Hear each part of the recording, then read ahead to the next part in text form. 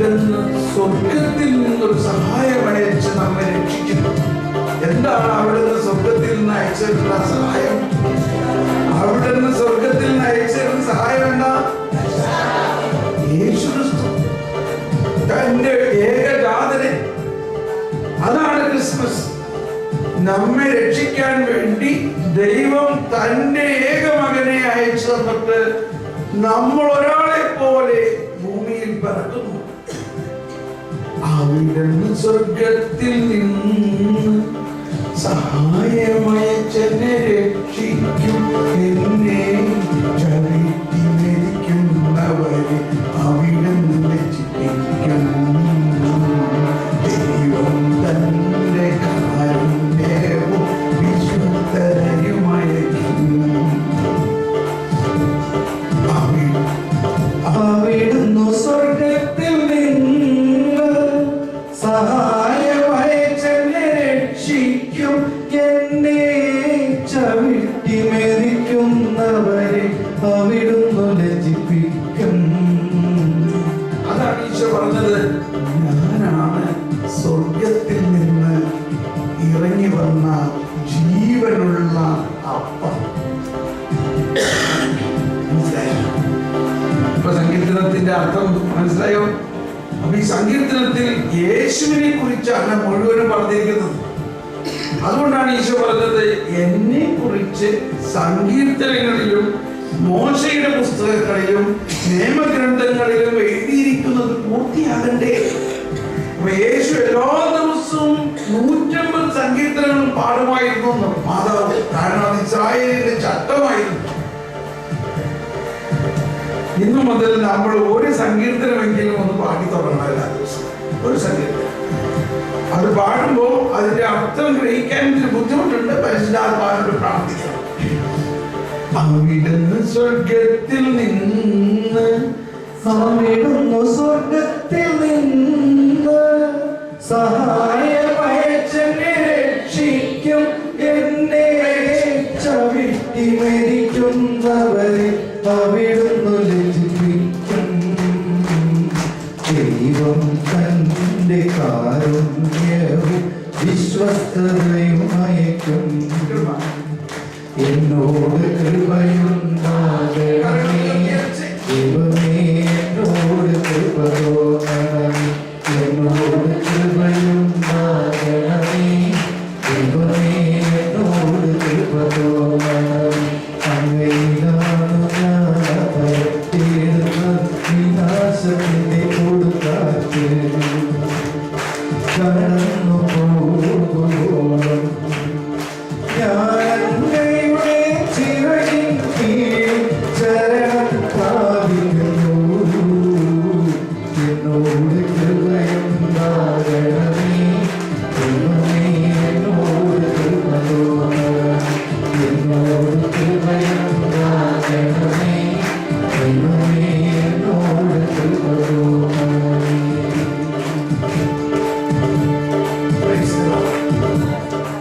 ഇരിക്കാം.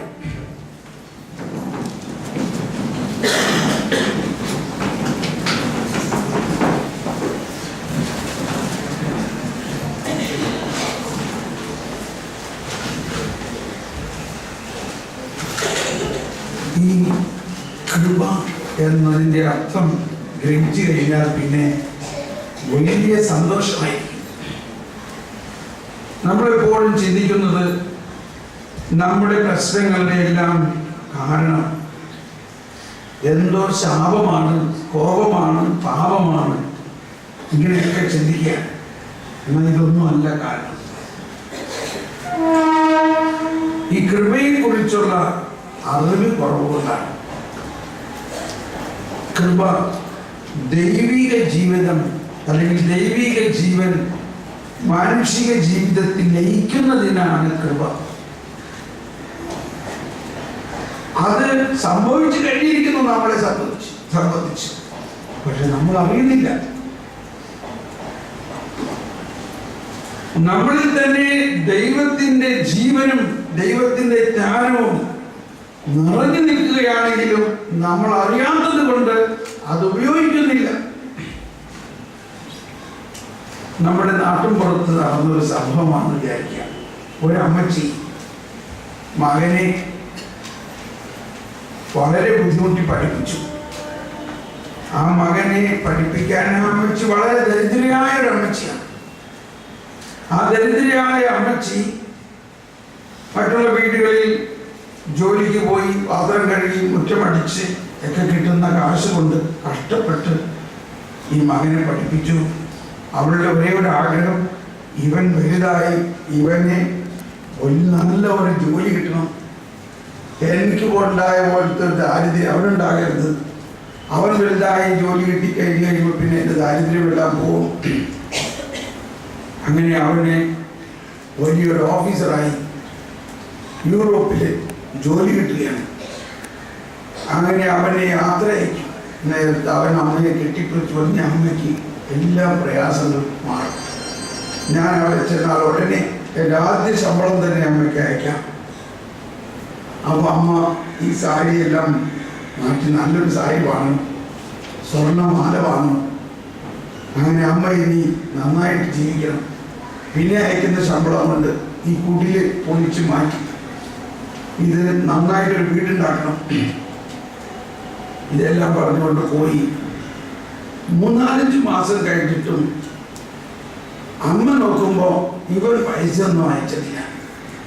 അമ്മയ്ക്ക് ഭയങ്കര നിരാശയായി, ഭയങ്കര വേദനിക്കുന്നു. അങ്ങനെ വീടിൻ്റെ മുമ്പത്തിരിക്കുമ്പോൾ അവൻ്റെ ഒരു സുഹൃത്ത് അതിലെ പോയി. അപ്പം അമ്മയോട് ചോദിച്ചു, എങ്ങനെയുണ്ട് അമ്മച്ചി, എന്താ വിശേഷം? മോൻ പൈസയൊക്കെ അയക്കുന്നില്ലേ? എന്താ ഇപ്പോഴും ഇങ്ങനെ തന്നെ ഇരിക്കണേ?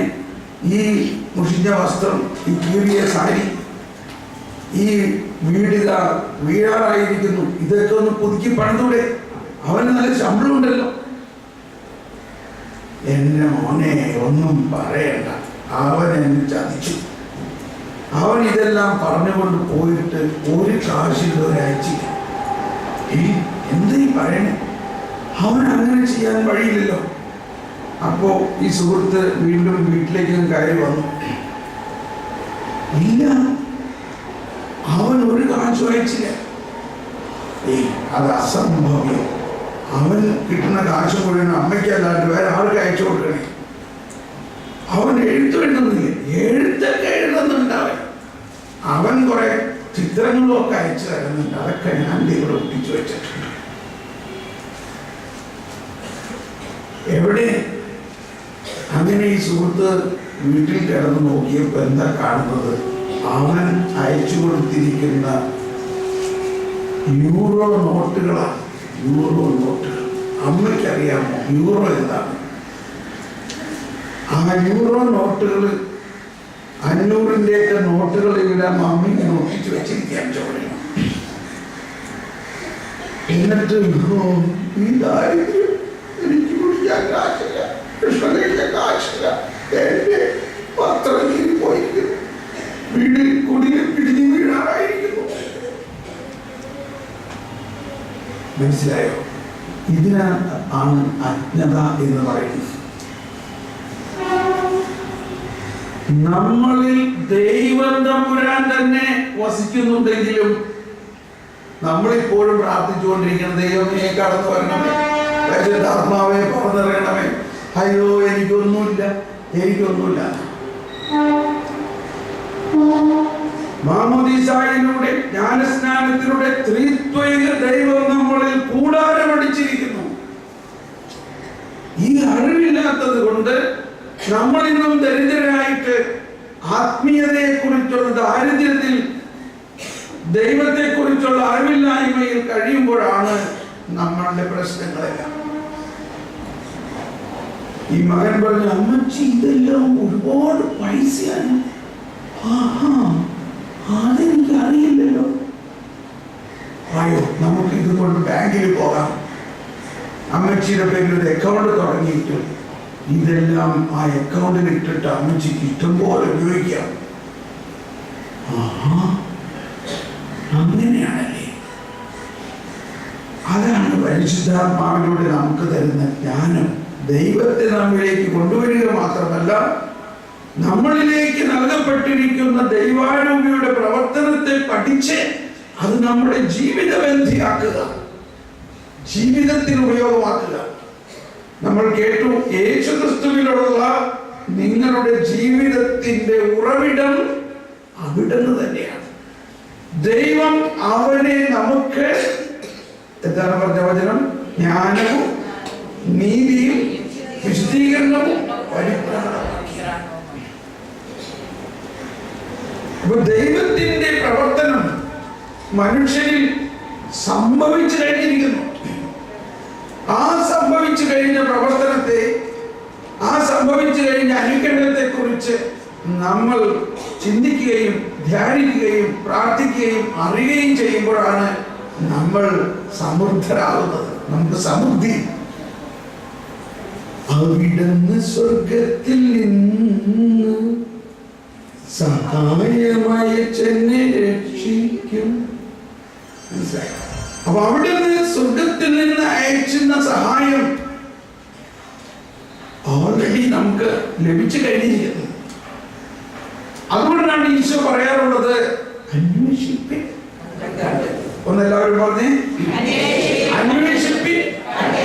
ഒന്നുകൂടി പറഞ്ഞേ.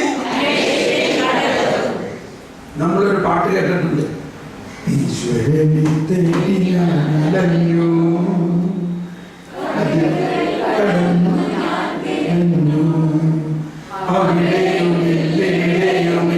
ഈശ്വരൻ.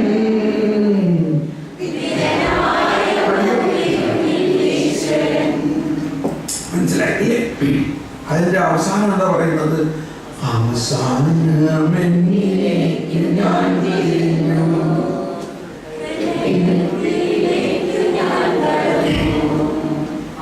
അവിടെയാണ് ഈശ്വരന്റെ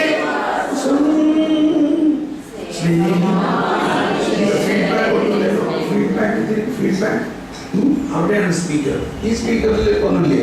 ഈ സ്പീക്കർ ഈ സൈഡ് നിൽക്കുകയാണെങ്കിൽ അത് ഓൺ ചെയ്യാം. അത് ഓൺ ചെയ്ത് അത് ഹോൾഡ് ചെയ്യാൻ അവിടെ. Okay, alright. Okay, praise the Lord.